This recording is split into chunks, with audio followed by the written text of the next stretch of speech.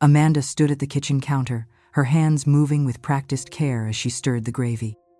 The roast chicken was browning in the oven, its scent filling the house with warmth and memories of Sunday dinners past. On the table, she had set out the good plates, the ones with the blue rims Samantha had always loved as a child. Today wasn't a holiday, but it felt important. Her daughter was coming home. Before we begin this story, tell us where you're watching from in the comments and don't forget to like, share, and subscribe for more. Samantha had been away for months, busy with her high-powered job and frequent travel. Amanda had marked the date on her calendar with quiet excitement. She wanted everything to be perfect. Samantha's favorite lemon pie was chilling in the fridge, and the table was decorated with wildflowers Amanda had picked from the edge of the garden that morning. At exactly 6 p.m., the door opened, and in came Samantha, confident, stylish, radiant. Amanda's heart lifted. But before she could take a step forward, Samantha had already crossed the room to embrace her father. "Dad!" she beamed, wrapping him in a tight hug. "I've missed you." Amanda stood just behind them, smiling faintly, waiting. But Samantha only offered her a curt nod. "Hi, Mom," she said, as though addressing a stranger at the grocery store. Then, without another glance, she reached into her suitcase and began handing out small boxes with bows, each one carefully labeled. Her father received a new watch. Her younger brother got wireless earbuds. Even the dog received a smart collar. Amanda waited, thinking maybe hers had been left in the car. But Samantha sat down with a glass of wine and offered nothing, not even an explanation. Dinner passed in a blur of laughter and conversation Amanda wasn't part of. When the dishes were cleared, Samantha pulled her aside. "Listen, while we're away next weekend, can you watch Max?" she said, referring to her golden retriever. Amanda blinked. "But I thought we were all going together?" Samantha gave a half smile that didn't reach her eyes. "It's just, you wouldn't really enjoy it. There'll be a lot of walking and, well, you don't exactly do much these days." Amanda said nothing. "And honestly," Samantha added, with a casual shrug, "I didn't get you a gift, because let's be real, you haven't exactly earned one. You just stay home." Amanda nodded once, slowly. She didn't cry. She didn't argue. She simply returned to the kitchen and began washing the dishes, the water running over her hands like the silence that now pressed against her chest. It was supposed to be a peaceful Sunday dinner: roast chicken, mashed potatoes, a pie Amanda had spent all morning baking. The table was set just right, the cloth freshly pressed, the wine breathing in its decanter. But the warmth she hoped to create was met with cold shoulders and passive remarks, like background noise she couldn't turn off. As usual, no one thanked her for the meal. Her teenage daughter scrolled on her phone between bites. Her mother-in-law complained the chicken was dry, and Zach? He hadn't looked up from his phone since they sat down. Then came the moment Amanda couldn't forge it even if she wanted to. Zach's sister commented, half laughing, "You really don't have a job, do you, Amanda? I mean, all this time at home, and we're still using paper napkins?" The room chuckled. Her son grinned. Her husband said nothing. Amanda's hands froze mid-reach for the salt. A soft tremble began in her chest, then moved to her throat, until it reached her hands and spilled out in a single, unplanned motion. The plate in her hand slipped. No, it didn't slip. She let it fall. It hit the hardwood with a shattering crash. Silence slammed into the room harder than the porcelain had. The whole table turned, not with concern, not with reflection, but with indignation. "What is wrong with you?" Zach's mother snapped. "Seriously, Amanda?" his sister added. "You just ruined dinner." Her daughter sighed loudly, muttering, "Here we go again." "And Zach?" He leaned back, arms crossed, and said flatly, "If you can't handle this, maybe you shouldn't be here." That was it. No comfort, no pause, just an invitation to leave her own home. Amanda looked around at the faces she had fed, supported, cleaned up after. None of them looked worried, only annoyed, as if her hurt had messed up their evening. She didn't cry. Not then. She picked up the broken pieces of porcelain in silence. each shard reflecting back what she finally saw clearly. She was not a partner in this household, not a loved member of a family. She was the help, unpaid, unseen, unwelcome the moment she became anything more than useful. That night, after everyone had gone to bed, Amanda stood alone in the kitchen. The floor was clean again, the pie is untouched, and something inside her shifted quietly but permanently. It was nearly midnight when Amanda finally made her decision.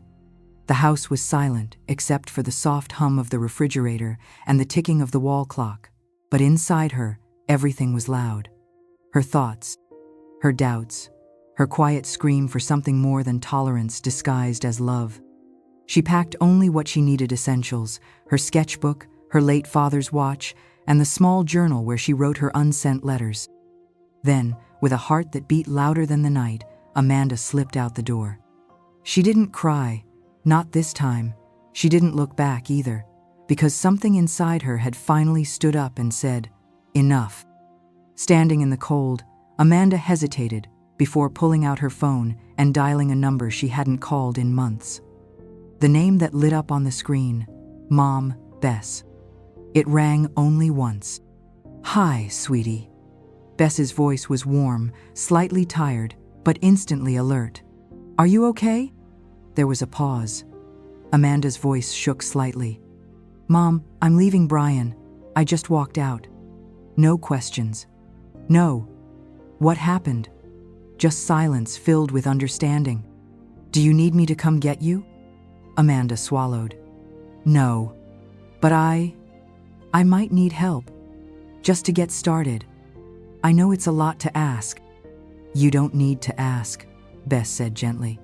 "I sold the old house last spring, remember? I've been waiting to use that money for something that mattered." Amanda blinked in the darkness. "Mom, I didn't mean—" "You're not a burden, Amanda," Bess interrupted, firm but kind. "You're my daughter, and daughters don't need to earn their way out of pain." By morning, Amanda's bank account had an unexpected deposit, 20-0, with the note, "For the life you choose, not the one you're given." That moment was more than a transaction. It was a permission slip from someone who loved her without conditions. For the first time in years, Amanda felt the weight of freedom. It didn't come in the form of escape, but in the realization that she didn't owe anyone her silence anymore. Not Brian, not his family, not even the world that told her to stay small and polite. She booked a temporary stay in a small rental outside of town, near the lake she loved as a child. It wasn't grand, but it was hers. Amanda made coffee that first morning and sipped it slowly, alone but not lonely. Because for the first time, she belonged entirely to herself. Zach didn't take the silence well. For the first time in years, Amanda wasn't asking where he was going, when he'd be back, or what he needed for dinner. She wasn't checking his schedule or offering reminders. She wasn't waiting by the door or hovering near his recliner. She had simply stepped out of his orbit. At first, he brushed it off, a phase, a midlife mood. But when she stopped answering his calls while she was out, when the fridge wasn't magically stocked, and when their shared calendar suddenly went blank, he noticed. And when she moved money into an account he couldn't access, he panicked. He tried charm. "Let's go away for a weekend," he said one evening. "Just us, like we used to." Amanda had smiled politely. "I already have a trip planned. Iceland next month. After that, Norway." Zach's face stiffened. "Since when do you travel without me?" "Since I realized I never actually traveled for myself," she replied, her tone calm, not cruel. Their daughter, Samantha, reacted with similar disbelief, though her response was less about love and more about logistics. "But Mom, what about the house? And the grandkids? We were counting on you helping when the new baby comes." Amanda looked at her daughter with a softness that held steady. "I've spent years showing up for everyone else. Now I'm showing up for me." Samantha tried guilt. Zach tried threats. "You're breaking this family," he said. "Is that what you want people to say about you?" But Amanda had stopped fearing whispers. She had filed for divorce quietly, with a lawyer who didn't waste words. She had unfollowed the habits that once made her life small. She began reclaiming not just her name on paper, but her peace in practice.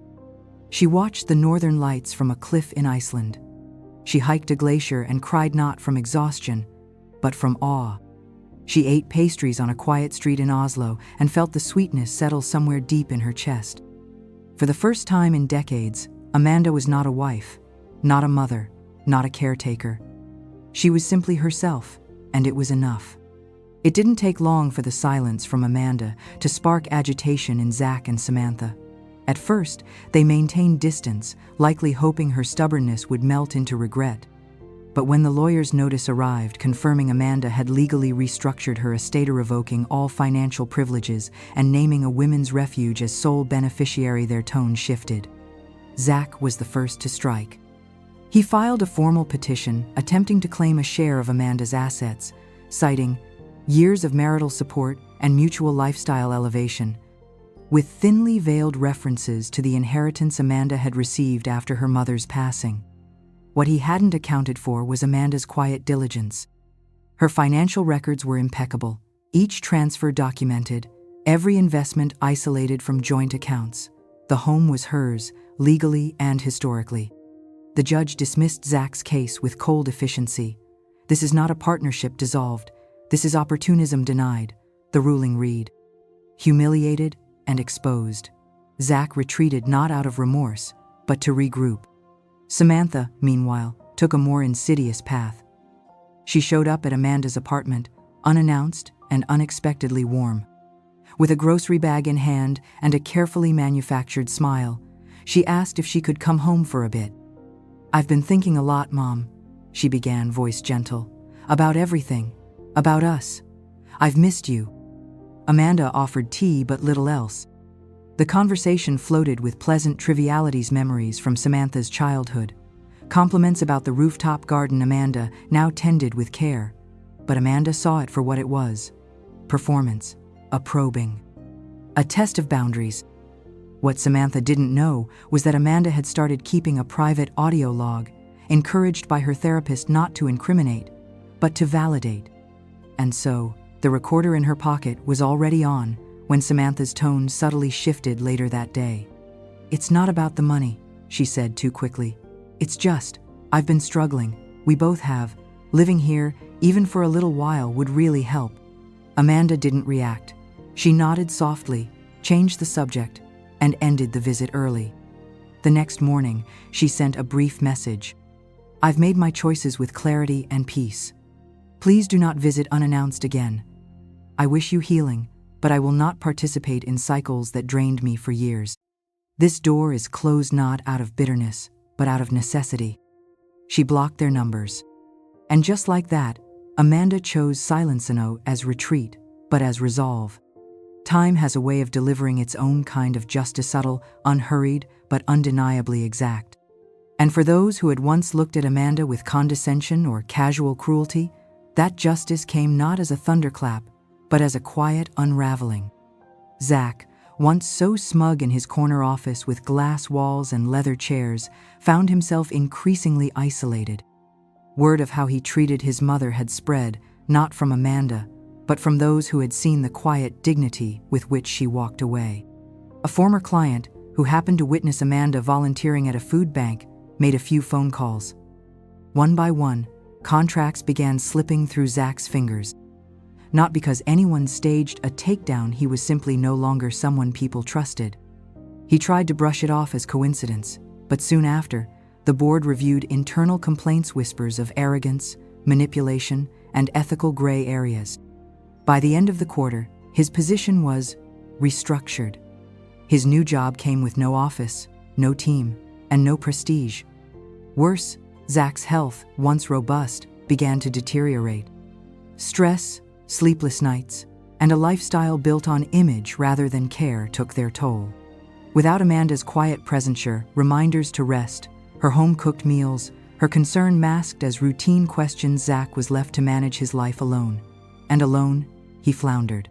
Samantha, who had once mocked her mother-in-law in subtle, clever digs that passed for charm at dinner tables, found her own spotlight dimming. Her curated life, well-lit vlogs, inspirational quotes, and raw confessions that were anything but began to unravel. She lost her corporate sponsor after a backlash erupted online. A clip of her dismissing Amanda at a charity event resurfaced. The internet didn't forget. Viewers, especially older women, rallied behind Amanda. Comments flooded in, not in rage, but with clarity. This is why we teach our daughters to value their mothers. Amanda is every woman who's been silenced and sidelined. Samantha's subscriber count plummeted. Her attempts to pivot more apologies, more healing posts only, made things worse. It became clear she wasn't seeking reconciliation, only relevance. And in contrast, Amanda never posted a word, never issued a statement, never joined the conversation. Her silence was her answer, and it spoke louder than any rebuttal ever could. Because sometimes, the greatest consequence isn't revenge. It's the absence of your dignity in someone else's life, and watching the space it leaves behind speak louder than your presence ever did. From the corner of the garden, Bess could see her daughter through the kitchen window moving with that familiar hesitation that comes when a woman learns to tiptoe around her own home. Amanda had always had a soft strength, the kind that bent but didn't break. And yet, over the years, Bess had watched that strength be worn thin by a man who mistook silence for submission. She remembered the first time Amanda brought Zach home. Polite, charming. The kind of man who knew how to look a mother in the eye and say all the right things. But Bess had learned, after a life of teaching and raising children, that what people say when they think no one's watching tells a clearer story. Zach had control written all over him, not in slaps or shouts, but in eye rolls, interruptions, and the way Amanda flinched when offering an opinion. Bess never spoke against him. Not because she approved, but because she knew her daughter. If she pushed, Amanda would only cling harder to the illusion of love. So Bess did the harder thing. She stayed close. She cooked meals. She listened without judgment. And quietly, she prepared for the day Amanda would realize love without respect was just fear in disguise. She had a separate savings account. She researched women's support groups.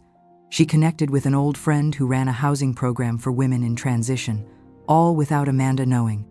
And when Amanda called one winter night not with words, but with tears, Bess didn't say, "I told you so." She simply said, "Come home."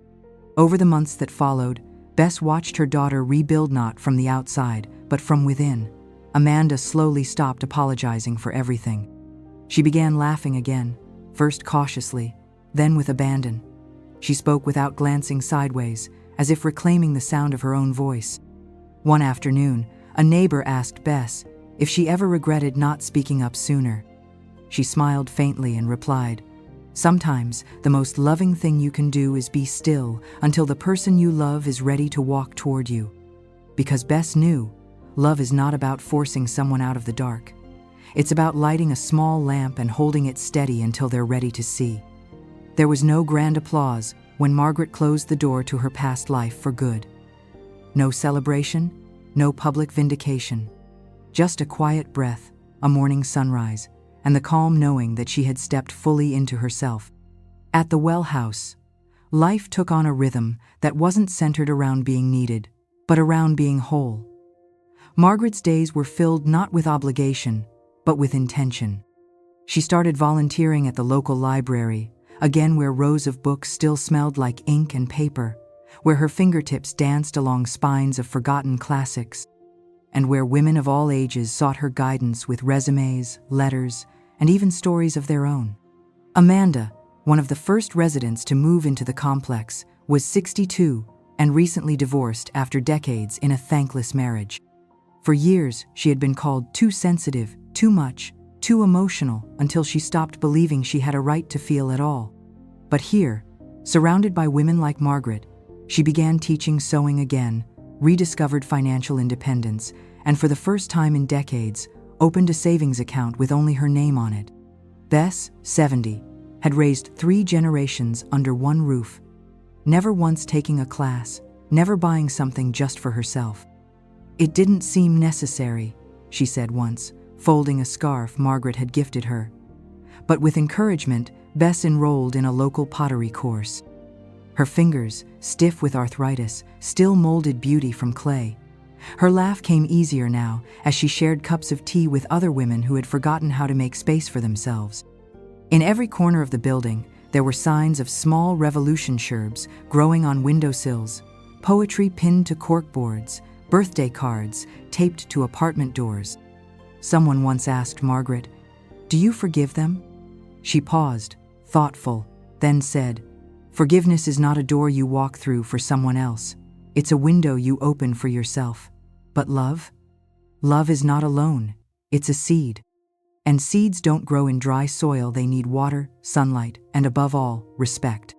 As she looked out over the rooftop garden, watching the wind rustle through rows of lavender and thyme, she smiled not with regret, not with triumph, but with clarity.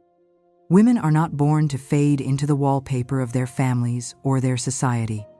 They are born to bloom boldly, fully, without apology. And in this place she built, Margaret made sure they would never again be told otherwise. Not every mother stays silent. Some are simply waiting for the right moment to rise gracefully, without noise, and without asking for permission. Margaret's journey wasn't born from anger. It wasn't revenge she sought, nor applause for her strength. What she found, after years of quiet sacrifice, was the kind of clarity that comes not from confrontation, but from walking away with one's dignity intact. Her story reminds us of something too often forgotten in modern families. Kindness is not weakness, and love without respect is emotional debt. For years, Margaret gave of herself, her time, her pension, her presence, believing that love, surely, would be enough. That, helping out, being available, being patient, was what mothers were meant to do. But when kindness is no longer seen as a gift, when it's treated as a given, expected without thanks, absorbed without acknowledgement, it becomes a slow erosion of the self. Margaret's decision to leave was not a punishment, it was a boundary. A quiet but powerful declaration that said, "I will no longer live in a space where my worth is measured by my usefulness, or where my presence is tolerated instead of cherished." For those who wonder if she ever forgave Angela or Derek, Margaret offers no dramatic speeches. She simply tends her rooftop garden, hosts her weekly story circles, and smiles gently when someone asks if she misses her old life. Love, she says, is not alone. It's a seed. And like all seeds, it needs to be watered with care, with patience, and most of all, with respect. She doesn't teach through lectures. She teaches by living, by showing younger women that it's never too late to start again, to rewrite the rules, to reclaim a sense of self-worth long buried beneath obligation. She reminds them that helping someone should come from love, not guilt, and that sometimes a soft no is the loudest yes to yourself. Margaret didn't need to raise her voice. Her silence was its own language, one that said, "I see everything. I've felt everything. And now I choose peace." The people who once laughed at her expense now feel the absence she left behind. They fill the silence with questions, apologies, justifications. But Margaret no longer carries the burden of explaining herself. She has become the kind of woman who inspires without demanding attention. The kind of woman who doesn't need to be applauded to be remembered. The kind of woman who proves quietly, steadily, that dignity is not a matter of age, or status, or titles. It is a reflection of how you choose to live, even when the world stops seeing you. Margaret's story isn't about regret, it's about reclamation. Of space. Of voice. Of self. And for every woman who has ever felt unseen, unheard, or undervalued, her story stands as a gentle, unwavering call. You do not owe anyone your silence. You do not have to disappear to keep the peace. You are allowed to walk away, and in doing so, walk back to yourself. Because in the end, what Margaret knew and what many forget is this: not every child deserves a mother's forgiveness, especially not those who mistake their mother for a tool of labor, of finance, of convenience. Some lessons must be taught through absence, some love must be reclaimed through distance, and some women don't break when they're pushed aside. They bloom. And when they do, the world finally sees what it was too blind to notice all along.